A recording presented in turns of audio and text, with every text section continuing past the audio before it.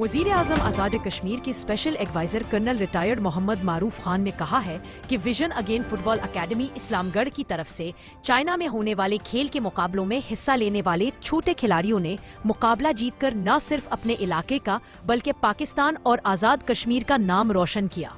बच्चे कौम का रोशन मुस्तकबिल है। इनकी तालीम और तरबियत और मुस्तकबिल के लिए वालिदैन और असातिज़ा अपना पलीदी किरदार अदा करें। चाइना में खेलों के मुकाबलों में इस्लामगढ़ के छोटे बच्चों ने जो मुकाबला जात जीत कर आज़ाद कश्मीर और पाकिस्तान का नाम रोशन किया है, उस पर हर फर्द इन बच्चों की हौसला अफजाई करे ताकि इनमें मजीद मुकाबले और आगे बढ़ने का जज्बा फरोग पाए। इन ख्यालात का इजहार उन्होंने चाइना से खेलों के मुकाबला जात जीत कर आने वाले खिलाड़ियों के एजाज में सरैया मुश्ताक वेलफेयर ट्रस्ट इस्लामगढ़ के हॉल में मुनक्कद तकरीब से बहैसियत मेहमान खुसूसी खिताब करते हुए किया। वज़ीर आज़म के special adviser colonel retired Mohammad Maroof का विजन अगेन फुटबॉल अकेडमी के कोच रिजवान रमजान, मसीर अब्दुल रज़ाक और दीगर इंतजामिया ने उनका परतपाक इस्तकबाल किया। छोटे खिलाड़ियों में अब्दुल हादी, मोहम्मद दीन, अहमद रजा और मोहम्मद फरहान शामिल हैं, जिन्होंने खेलों का मुकाबला जीतकर इलाके का नाम रोशन किया।